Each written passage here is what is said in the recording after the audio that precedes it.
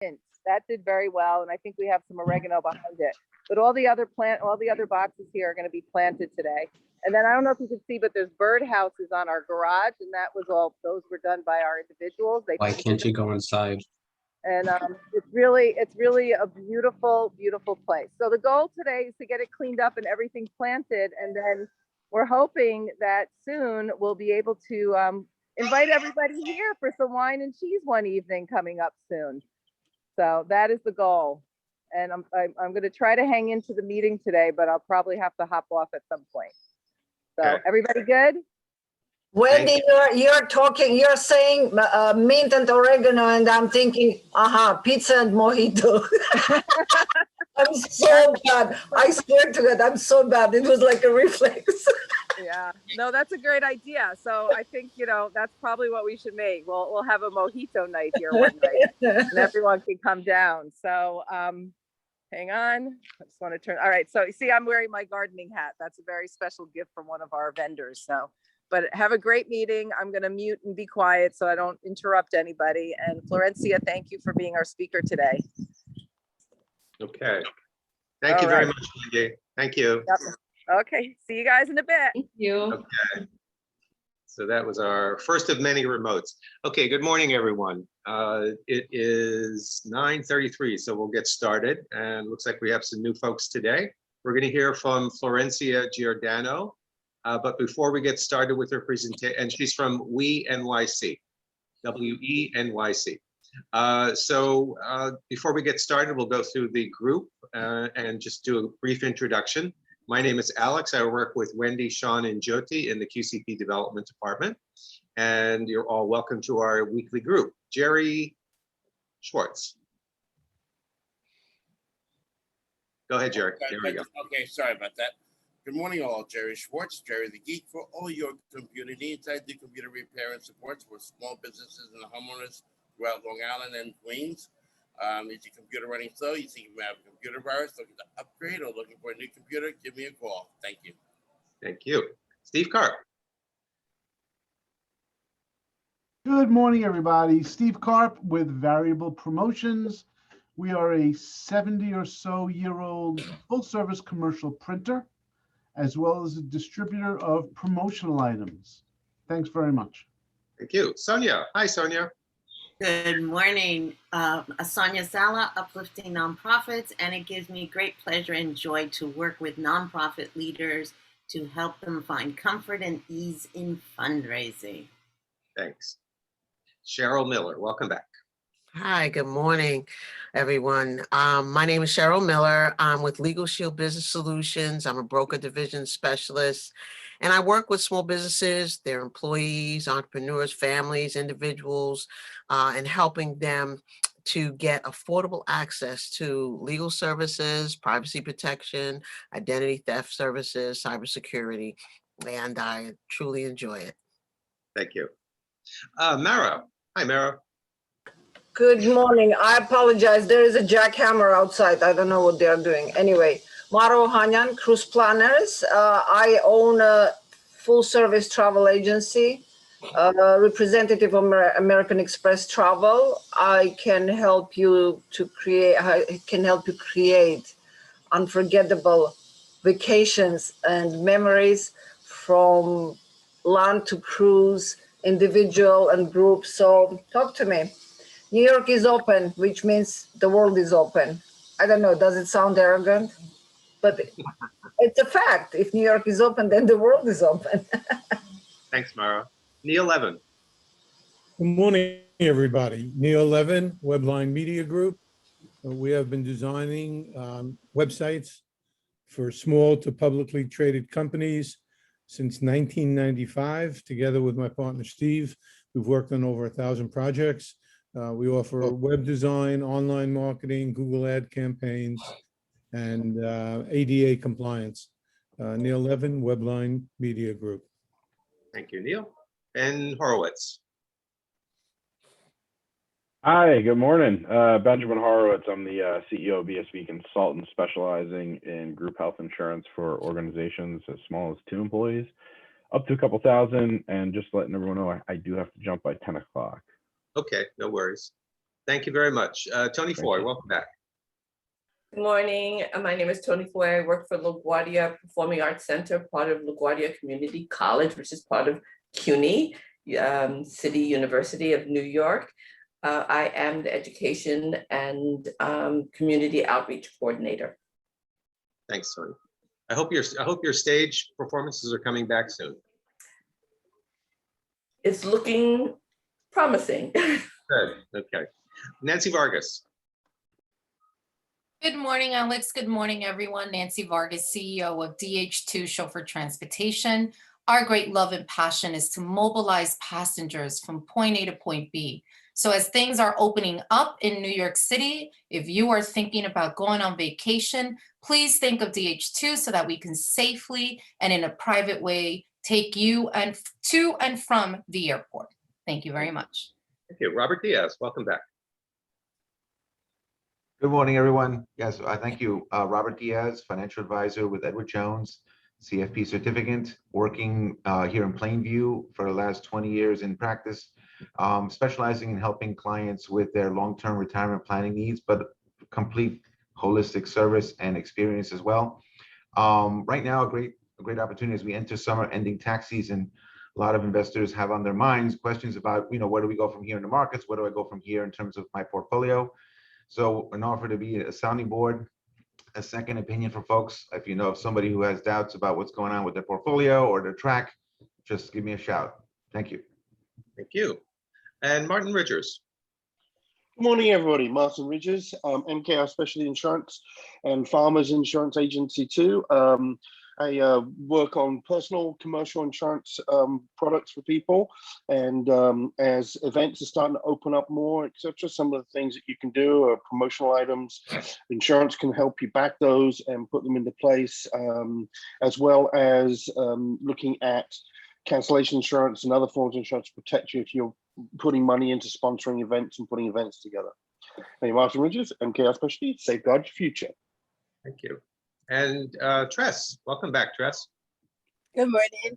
I'm Tress, one of the moms at Mom's Kitchens NYC. We specialize in fresh baked breads, brownies, and 32 different flavor brownies and cookies.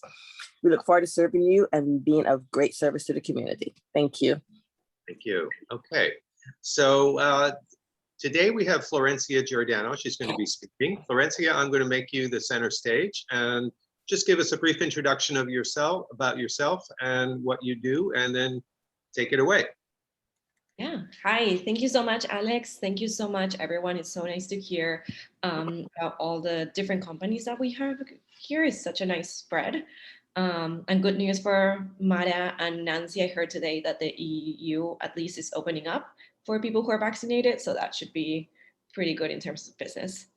So my name is Florencia. I work at We NYC, which is the New York City's official initiative to support and empower women entrepreneurs. That being said, I see a lot of men here, but every service that we have is basically open to the public. So even though it is designed for women to, close the gap that exists in entrepreneurship right now in the city, everyone is welcome. So We NYC was designed about 5 years ago because we found out that men basically own 1.5 times the number of businesses. They employ 3.5 times the number of people. And what's most kind of annoying is that they make 4.5 times the number of sales. So the idea behind this initiative is to close that gap and to give the opportunity to women to catch up to where men are at right now. So all the programs that we offer were designed based on that research, the foundational research. And we just finished an impact evaluation that measured the first 5 years of the initiative. And we basically found that it is working. So that's good news. 17,000 women have actually participated in our programs and we have offered within that 28,000 services. So it means that a lot of women come back for more than one. And that's basically how the initiative is designed. So if you give me access, is it possible to share my screen? Yep. Let me make it, okay. Sorry. No, I have a very brief presentation that I know we have around 11 different programs, so it's a little bit hard to keep track of them. So sometimes it's easier if you can just see them on the background. There you So, go. perfect. So here, we NYC, Women Entrepreneurs of New York City, we are actually housed under the Department of Small Business Services, which I'm sure a lot of you must be familiar with.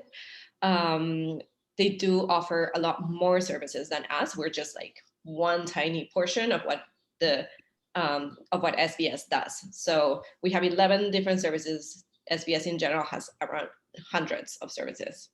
But I'm going to talk about those 11. I'll do my best. If you have any questions about other SBS services, I'll be happy to try to answer those. But in terms of my expertise, is mostly these 11 programs. So what does We NYC do?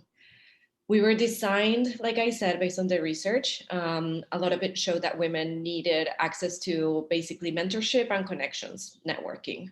So we created these different programs that try to fix that gap. So first of all, we have a mentorship program, which has around 30 or so women entrepreneurs who have been successful, have gone through a vetting process, and they offer mentorship services for the community. So basically, they will, they've been there, done that, and they offer group mentor sessions in which people can ask different questions and they can provide guidance on them so that hopefully people don't repeat the same mistakes.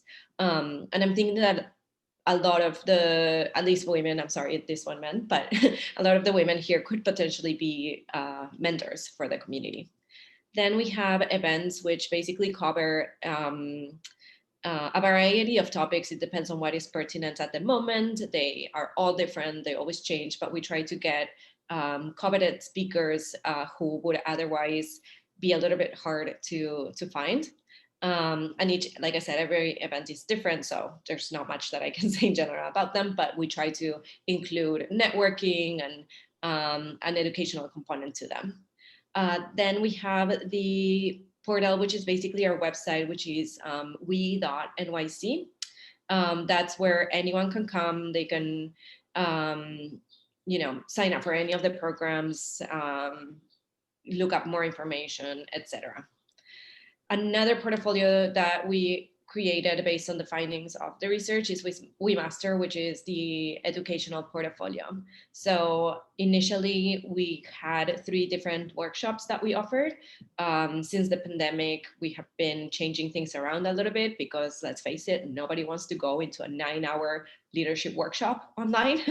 So we're changing them up a little bit to be more shorter, obviously, and then more pointed. So each workshop will cover one particular topic.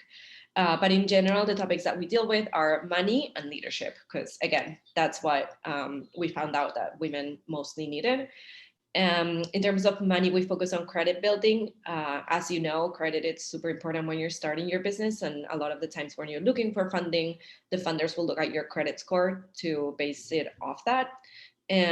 So we created a credit program where people can learn more about how to build their credit, and that then the special thing about it is that they will have access to a one-on-one consultation with a financial advisor who can do a soft bulleted report and make sure that they can build it up. And this is also a resource for business owners, because a lot of the times when you start your business, as you may also know, your credit score takes a hit. So this is a way to start rebuilding it.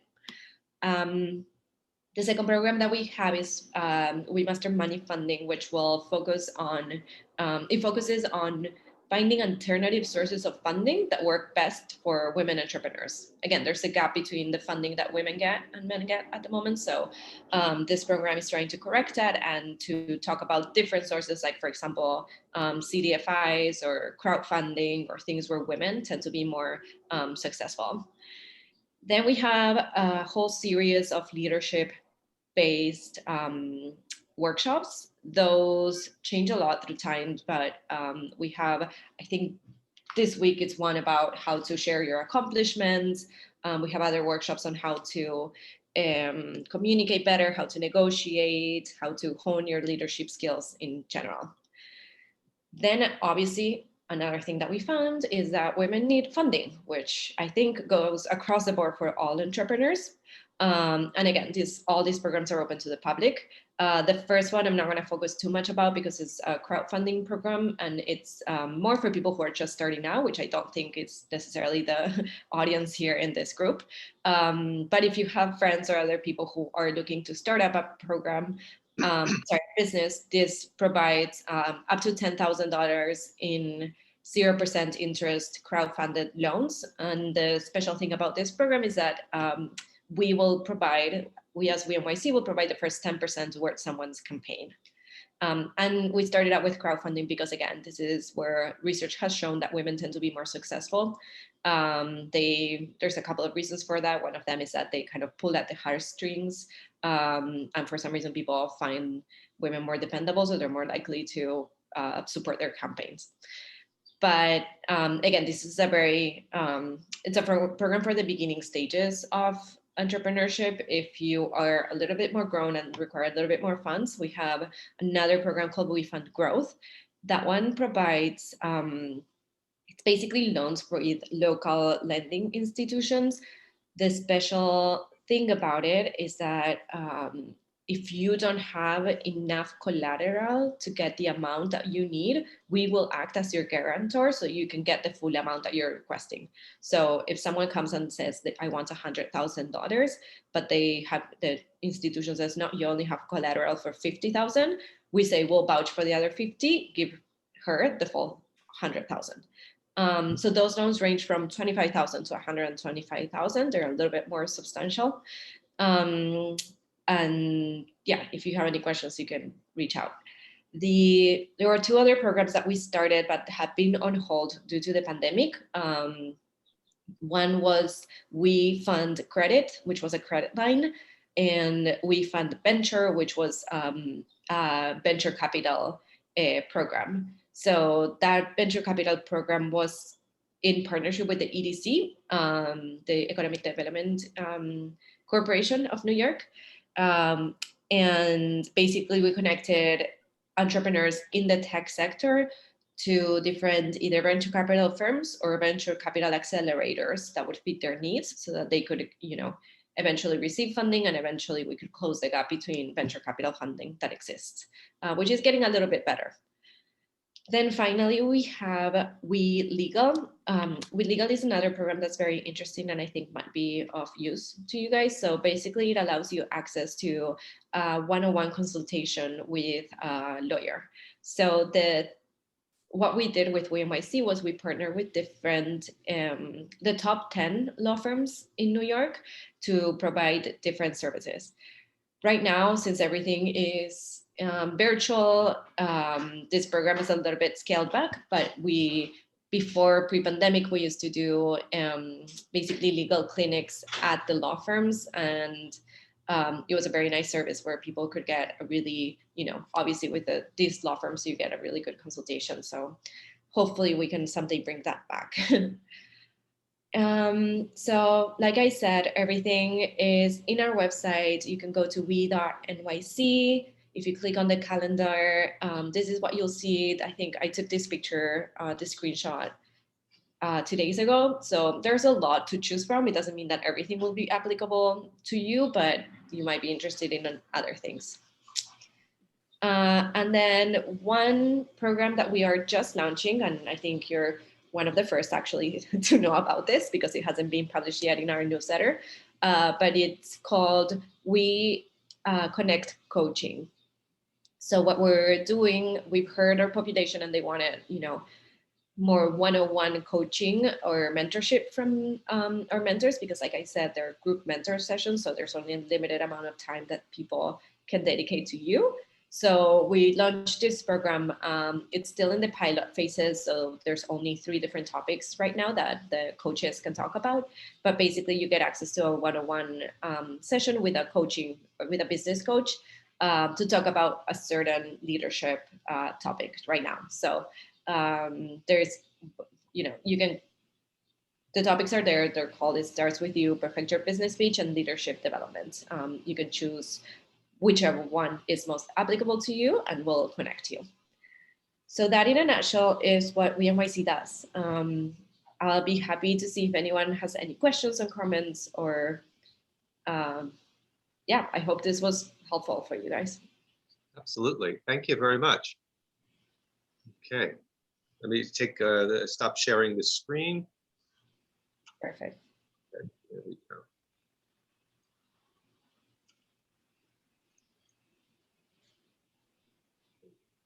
Want to cancel your screen share there, Florencia? I don't see it. Here we go. Stop share. There we go. Thank you very much. Okay. Questions? Anybody have questions for Florencia? Yeah, and thank you again. I want to say thank you to Nancy for connecting us. We met through an event for Latina entrepreneurs. And yeah, she put me in touch with a number of organizations. You're one of them. So thank you, Nancy, for Yes, thank you, Nancy. Nancy's been so helpful. So Florencia, I did have a couple of questions, unless I missed something. How does one enter the program or get involved with the program? Is there an application that needs to be filled out, or what do you do? No, it depends on the service that you're looking for. So for example, the mentor sessions or the workshops or the programs that are more smaller touch point, you just basically register through our events. You'll see a list of events in our website and you just click on whatever you're interested in. For the other ones, like for example, for the funding programs, yes, and the legal one, there is an application. So we'll collect your information and then one of our representatives will reach back to you with basically, follow-up information that we'll need to collect for both of them. Okay.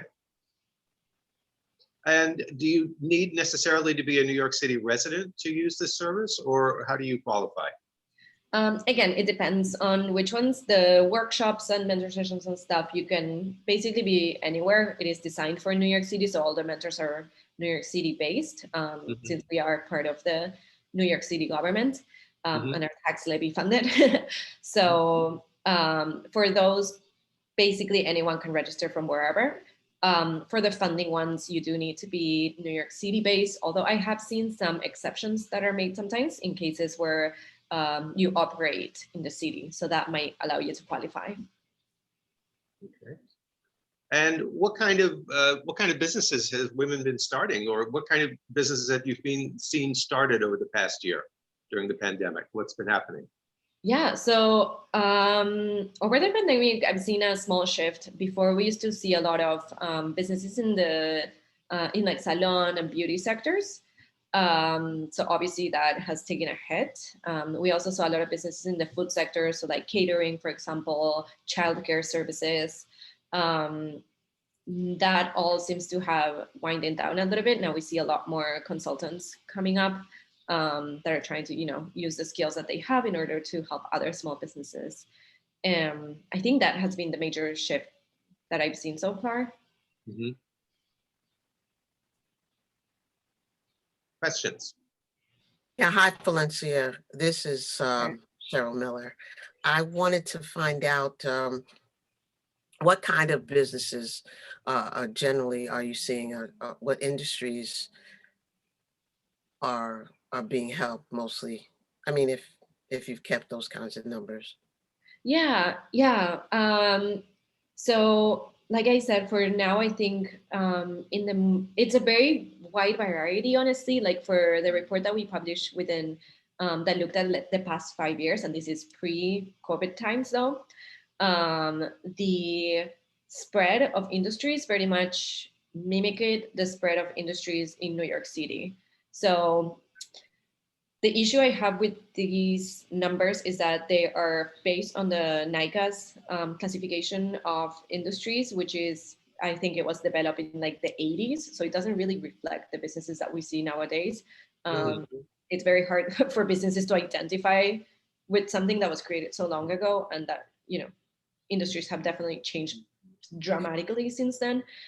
So the information is a little bit, I would take it with a grain of salt, to be honest. But yeah, there's a lot in the healthcare sector. There's a lot in, like I said, childcare, a little bit of education, a lot of consultancy, like professional services. Have you seen, especially due to the pandemic, have you seen more people working from home and starting businesses or home-based businesses?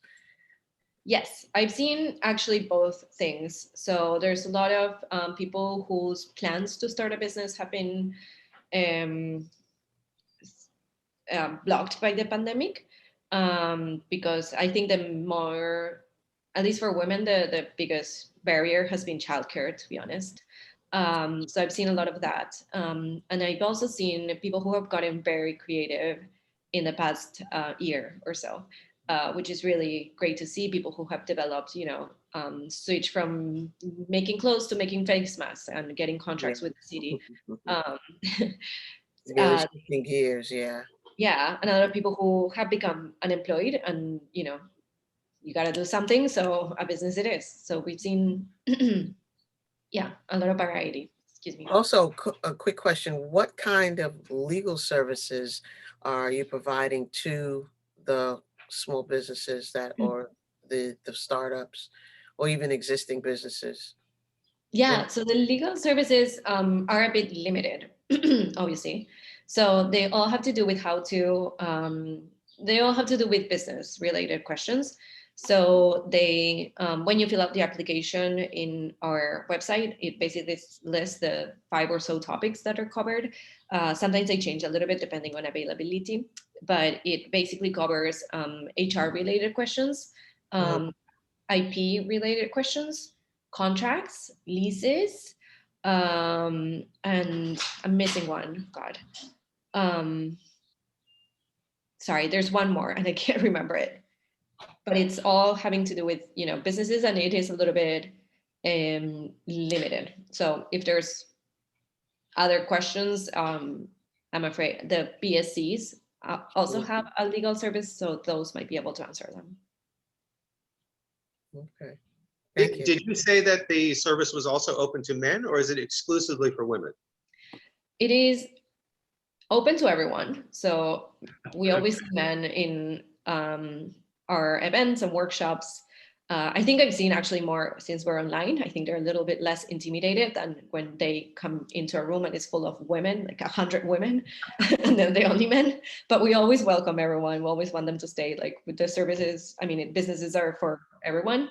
But the services have been designed specifically for the needs of women entrepreneurs. So we researched what was causing this gender gap, and we designed programs around that.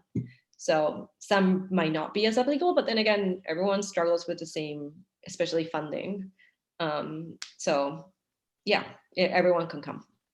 So how do you define an entrepreneur? If I'm working for, I mean, would your service be available if I were an employee of a large company?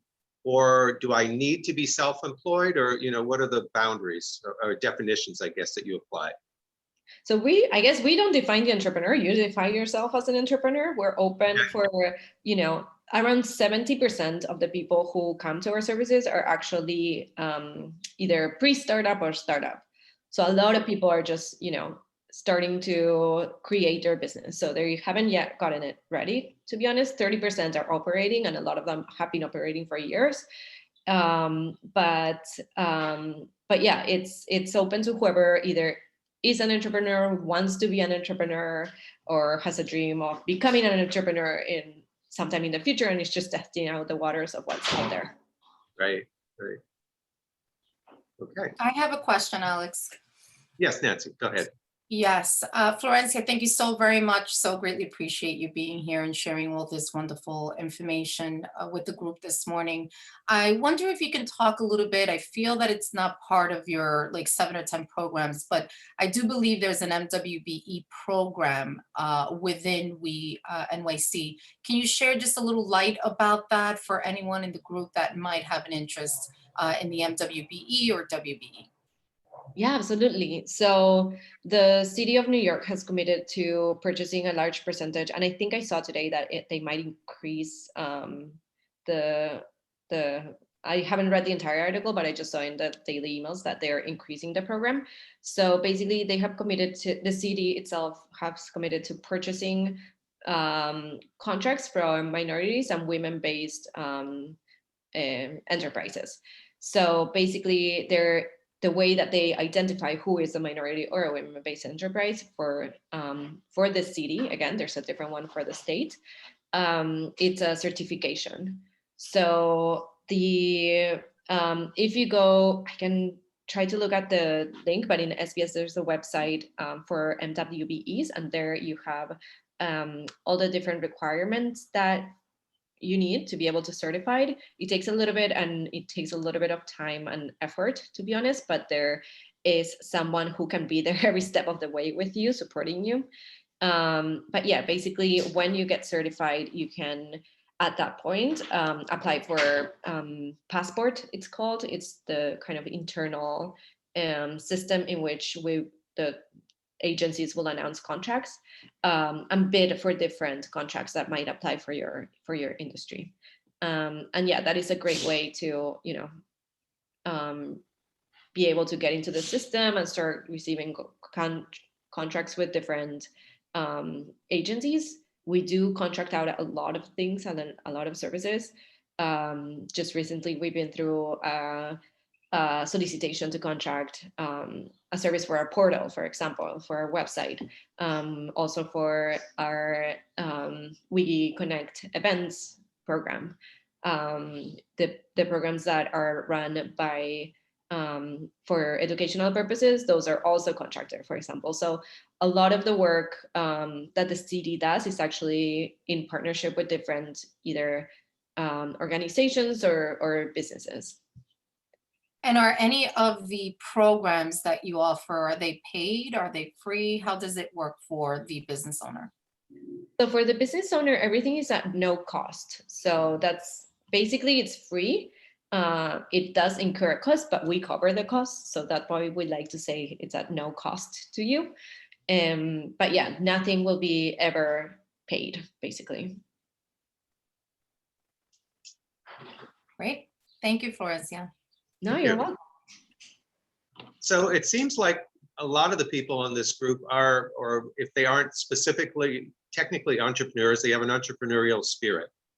And I think that's something that's categorized this group from the start. We haven't had too many people from large companies, but I wanted to, in the time remaining, and thank you, Florencia, feel free to ask her questions. I just wanted to kind of go around the room and ask folks who are entrepreneurs, what inspired them to start a business? I'm going to start with Nancy.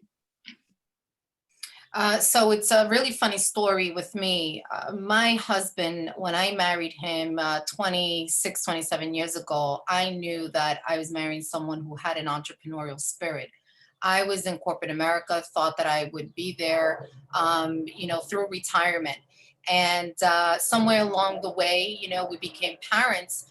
And, when I was ready to go back into the workforce, I was kind of called in for a project, and I'm still working on the project 15 years later. So although I thought I didn't have an entrepreneurial spirit, I thought I was very safe with having the corporate job. Once I got into the business on the day-to-day, I realized that I had an entrepreneurial spirit as well. I would say in the past that my love and passion for the transportation industry was by marriage. But once I came in, I found my own as well. And so I think that, just knowing that, I've become the leader of this company, it falls a big weight on my shoulder, knowing that every decision that I make for our business not only affects Mike and I, but it affects, our employees as well. And so it's really interesting because I didn't know that about myself when I started this, as Mike was the founder of our company. Right. You learn about yourself. Robert Diaz, you work for Edward Jones, but you're also kind of an independent operator. I understand the structure properly. Like, what inspired you to do this? Well, I've always had a strong desire to help folks from my earliest work.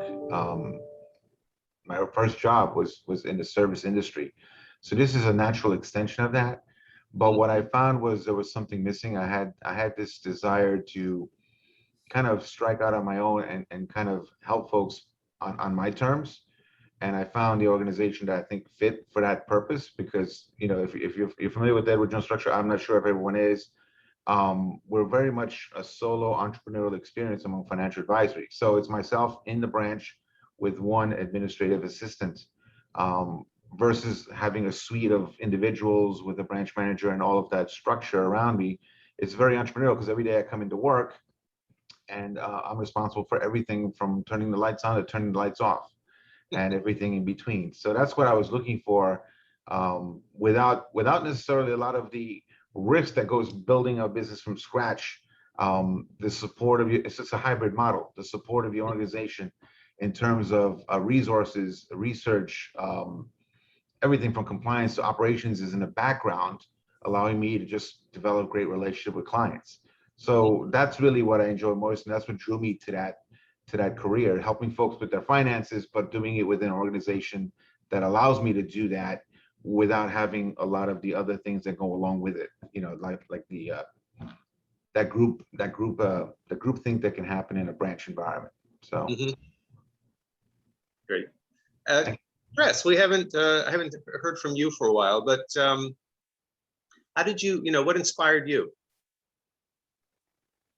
Dress, are you there? Maybe not. She might be cooking. There we go. I'm here. Sorry, I'm running back and forth to the kitchen. Yes. Okay. It was the fact that we were sitting around the kitchen table one Sunday and we were trying to talking about our childhood treats, what we enjoyed when we lived in Barbados and Trinidad. And so we spent the next week trying to find the treats that we loved and enjoyed, and we couldn't find them. And so my mom said, okay, we have recipes here, let's get to work. And so we started doing our childhood treats from my mom's and my grandmom's and her grandmom's recipes.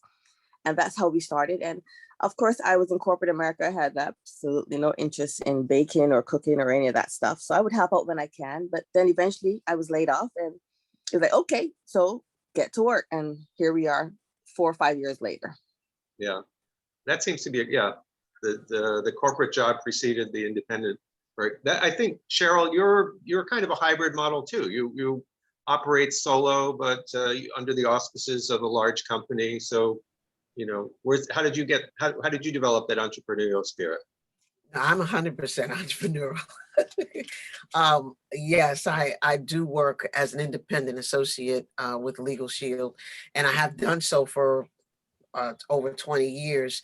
And we've been working remotely and independently for all that time. It didn't just start during the pandemic, but even way before I discovered, or Legal Shield discovered me, I always had an entrepreneurial spirit. I was a good employee, but being a good employee just was not something that I wanted to do. And I've had really great administrative jobs and I've been in charge, and I just never ever fathomed working for the same company for 20, 30 years. It just, nothing would hold my attention that long. And so even as a kid, I always wanted something. I always felt like being an entrepreneur, and that wasn't even a word back then, but having your own business would be a way to just really control your lifestyle and control your interests. I always wanted to do whatever I wanted to do and found it very restrictive, working for other folks, even though there was a lot of merit to working for other folks and getting experience and learning about a lot of different things. I think the freedom of entrepreneurship, to me, is just priceless, because, and somebody said also, you never work a day in your life if you really love what you're doing. And my underlying goal was also to help people. I really, really and truly wanted to help people. And, I've been able to do that. And along with being able to dictate my own freedom and my lifestyle. Mm-hmm. It's that independent spirit. Martin, I don't know exactly your structure, but do you operate sort of as an independent contractor, or what's the structure? Absolutely. It's very similar to Legal Shield. With farmers, I am an exclusive agent with them, but under the farmers contract, the reason I chose them, I can still act as an independent broker.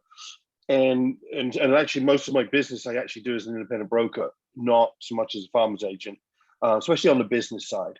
Personal tend to go to more farmers. And so it's great. So basically, yes, I work for myself, my business. And the reason I did it all was, one, I love insurance, even though I swore I'd never be in it because my dad was a broker, my uncle was chairman of Lloyd's, and I swore I'd never wear a suit. But I ended up working at Warner Brothers on the music side, which is fun. I was basically paid to go and band spotting, which basically at 16, 17 years old, you're basically being paid to go get drunk and take drugs. It's brilliant. So, but I just decided that they weren't going to last. Because it was a bunch of older people running the music scene in London back then at Warner Brothers. And sure enough, Warner Music, they shut it down. I left before they did that and thought, let's try insurance, because I keep getting offered accounting jobs and I didn't want to do accounting. And then sort of ended up in it. And then when I came to the US, I always wanted to be, have a signature on a slip out of Lloyd's. My dad had one and I thought, you know what, I want to keep this going. My uncle was chairman of Lloyd's. And when I left to move to America, I thought I'd let that dream go. And one of the things I learned from this was you never let your long-term dreams go. The paths may be different. And by 1989, 1998, we were purchasing the company that we were working for away from Fireman's Fund, which is now owned by Allianz. And here I was, a partner, and I was going into Lloyd's of London with my name and signature on slips, having underwriting authority and everything else. And being an owner was great. I tried to go back into the corporate America field for a while. Didn't work well. And so that's why I decided, okay, I'm going to stay on my own and do my own thing.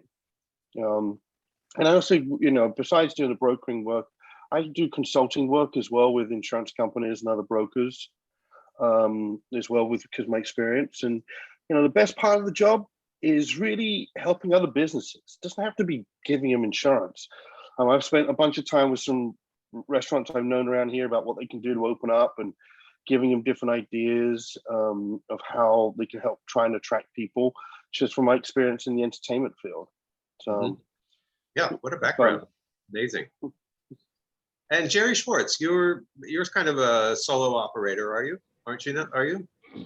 I'm solo doing stuff as Jerry the Geek, but I also do some consulting work with a couple of agencies, doing work with Chase Bank as well. So since 2009, through two different consulting agencies, I do work with Chase Bank, fixing their computer issues or different projects.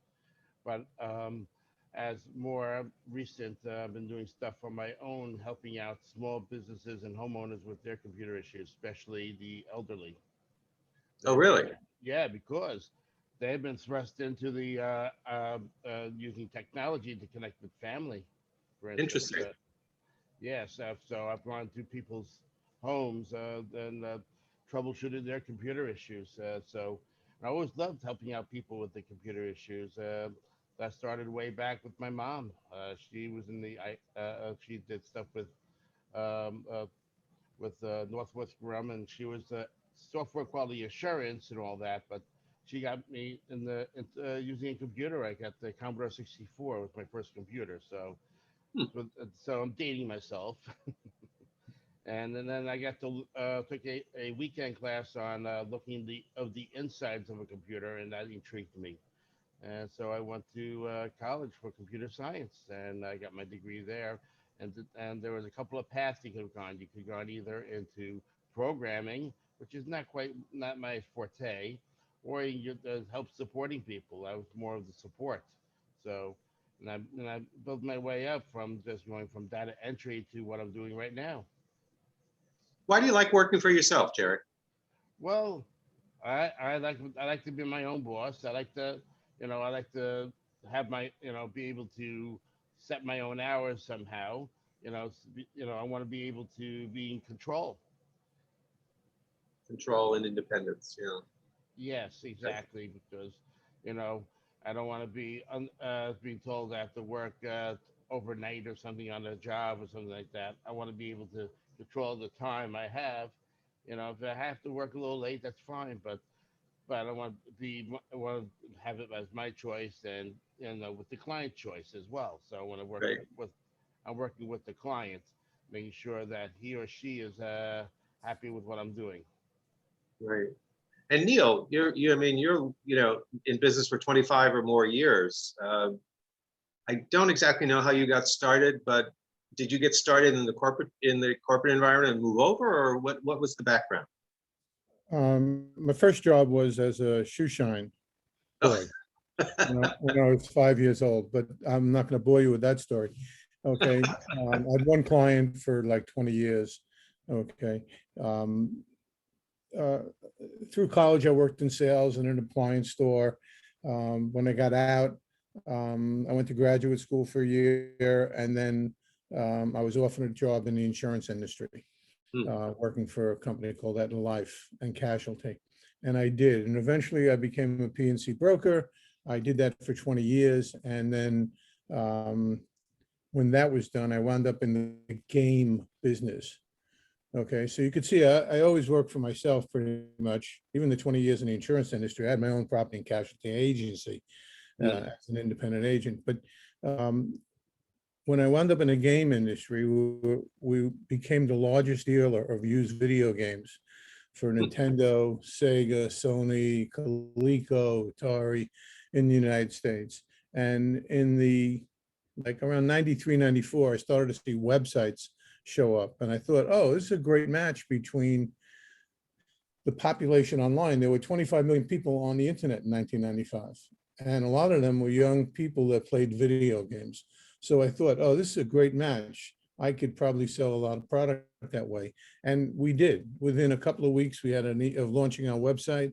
We had an email list of over 30,000 people that played video games, what platform they were on, what kind of games they like to play. And every week we would send out a list of what was coming up, what was coming out and available. And this was a time where there was no encryption for credit cards, no shopping cards as we know them now. We literally had to call the bank on every sale we had. We had to call the 800 number on a bank to match the shipping address to make sure we didn't get ripped off. But one thing I saw was we had a lot of customers. We had 2 retail stores, one in Forest Hills. They were like Blockbusters, but for video games. And we had one on the anchor corner of the Walt Whitman Mall in Melville. And we were killing it. We were competing with Toys R Us, Electronic Boutique, The Wiz. We were just very hands-on all the time. So we had a lot of people coming to us for product all the time. And I knew everybody because in the insurance industry, I wasn't selling $50 games. I was selling, as Martin could, confirm this, we were selling in those days, premiums on apartment houses for $10, $20, $50,000 in the New York metropolitan area. So I wasn't used to a small $50 sale, but when the people came in with platinum cards or a lot of cash, I immediately took them in the back of our store on Long Island and showed them what a website was. And then we started building websites for companies like Enzo Biochem and MCM, which is a handbag leather good company, which you see they're back after a number of years. They had 150 stores worldwide. Steve, my oldest son, was my partner, and he was still at Yale. Okay. He was making $6 an hour, making hamburgers and selling beer on Thursdays and Sundays in his dorm. But he was building websites for $5,000 and $10,000 also at the same time. Yeah. And when he graduated, I had a buyer for my retail business. So I sold my retail business. They didn't want the website, which was a mistake on their part. And we continued selling websites to our customers. And then I hit the street. I mean, I did stuff like you would never believe. I cold call. I would go out in the car and go up. I lived on Long Island, so I'd go up roads like 106, 107, 111, 112, Merritt Road, Sunrise Highway, and I'd pull into all these shopping centers. And I'd walk in a black suit and a turtleneck carrying a daytimer. If anybody remembers what a daytimer was, it was a book with the calendar inside. And I had one the size of a Bible. I had one the size of a Bible, and I would walk in. I knew enough not to carry my bag with my computer, but I'd walk in, black suit, black turtleneck with a daytimer, and people would always go, "Father, how can we help you?" And I would say to the owner, "Is the owner here?" And the owner would say no, because they knew you were going to try and sell them something. Okay. And I would say, "Who's responsible for the website?" And you got to remember, it's 95, 6, and 7. People couldn't even spell www. Right. So, but eventually I got my share of those people. Then I joined a networking group similar to this on Long Island, which I'm still involved with after 20 plus years. And, done millions of dollars in sales of websites. And as I mentioned earlier, we do very small companies. Over the years, I've had a one-person insurance agency on Route 110 in Huntington Station, and I had what became over $1 billion insurance agency, Franklin Company, on Hudson Street in Manhattan. And today we work with a lot of not-for-profits on the island. We work with the Interfaith Nutrition Network. We work with QCP. They're one of our favorite clients. I'm doing a project now for Abney at Better New York, SNAP Queens, and that's just on the not-for-profit side. On the business side, we had so many projects last year. I guess people had a lot of time. So they looked at their website, and I think that was kind of good. That's true. Stuff. Yeah. Yeah. So, The fire was always there. I always wanted to work for myself because my father and father-in-law worked for companies and both had similar experiences. After 30 years, they both got a handshake and were let go. Right. And I said to myself, that is never going to happen to me.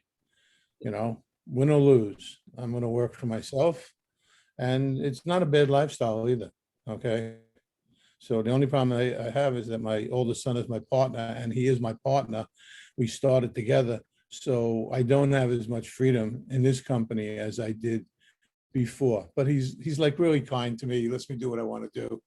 And in turn, I deliver work to him, so it's awesome. Thank you. So Mara, we'll make you the last example, and then I want to just give a preview of what's coming up and say thank you to Florencia. Go ahead, Mara. How did you get started? Why the entrepreneur route? Well, first of all, since day one I came to the United States, I admired that entrepreneurial spirit in people, because I thought it must be so hard to get up one day and decide that, I'm not going to wait for that paycheck. I'm going to do everything by myself. So I have so much admiration for everybody here, like Cheryl. Cheryl Neal was just speaking. And it's still a question for me. I still don't know the answer. Are you born an entrepreneur? Can you become one? If you're not born an entrepreneur, can you become a good one? I don't know. I guess you can learn anything. So don't forget, I grew up in Soviet Union, so that streak wasn't developed in me. Technically, if you graduated from somewhere, got a job, you could, if you're okay with that job, you could stay there forever and just retire from the same institution. There was no inspiration for me, to be honest with you. I got kicked out from a big corporation. Who said that I was a good employee? Being a good clinical specialist and being a good employee, I guess those are two different things. Maybe I'm too independent. Maybe I do have that streak. It's just it needed to be developed, because I'm too independent, too strong-headed. I'm a bad soldier. If I don't understand the meaning of the order, it's very hard for me to comply. I have to understand why. I have to understand why I'm given this order. You know what I mean? So, but I was a great clinical specialist. Anyway, my manager wanted to get rid of me, which he did. So then I figured after 2 short and unsuccessful employments with small companies, I decided that, I'm not getting any younger. I probably would love to do something I really love, not just a job. So that's how I started thinking about travel, because that's what I like.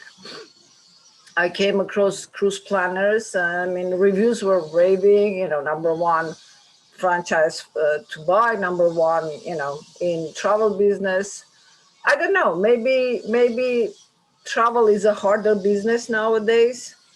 I don't know. The day when I match my profits to what I was getting from corporation, I will say that I'm 100% satisfied. For now, I'm not. So that's why I'm networking so proactively. I love helping people. Whatever I can do, maybe not much, but at least connecting people. So, I hope to get the same, I hope the relationship is reciprocal and my networking friends will also try to help me, because again, I'm not transactional. Even if you don't do anything for me, I will still help you if the occasion presents itself. So that's how it happened. It's just it wasn't an inspiration, but the day I started, I was like, wow, my hat is off to anybody who gets up in the morning and decides I'm gonna work for myself. It's really hard. Yeah, yeah. Thank you. Alex, Okay. can I share one more thing? I One know more you thing. want to move on. Go ahead. Just one more thing. Just in the spirit of what Florencia was talking about, women in business. I think that one of the things that I found owning my own business is that being a mom, it's hard to be in corporate and to be front and center as a mom as well. And I knew that if I remained in corporate America, I was going to miss out a lot. And so what our business allowed me to do was to be that front and center mom, which means so much to me. And by the way, my daughter just turned 21 yesterday. So how did that happen? I'm not sure. But this conversation reminds me so much about, that our business allowed me to work certain hours in the business and then put my mom hat on, pick up my daughter, take her in the morning to school, make home cooked meals, be there for homework, be there for, taking her to all the activities that she was a part of. And I wouldn't change that for the world. And so owning my own business allowed me to do that. And, I think that is one of those perks that you have when you're an entrepreneur. That's a good point. So I want to invite anybody who wants to, please bring a guest to, if you have a fellow entrepreneur, a friend who's an entrepreneur, bring them in. We'd love to hear from them. I also want to thank Florencia for the excellent presentation. We'll make the recording available. And just as a preview of coming attractions, next week we have Jackie Harunian, family law practice attorney, speaking. And then on June 2nd, we have, I hope I get his name right. Is it Robert Rocker or James Rocker, the cybersecurity person? James Rocker will be speaking to us on June 2nd. On June 9th, we have Annette Roth, who is a representative from Northwell Health. We'll be talking about health in the workplace and so forth. And then on the 16th, one that I'm actually really looking forward to, it's a woman named Allison Sesso, who started a nonprofit called RIP Medical Debt, which works on eliminating medical debt for individuals and companies. Very timely topic. So thank you again. Thank you, Florencia. And it's a beautiful day out. Go out and enjoy it. And we'll see you all next week. Thank you very much, folks. Thank Bye. you. Have a good for having me. Bye. Thank you.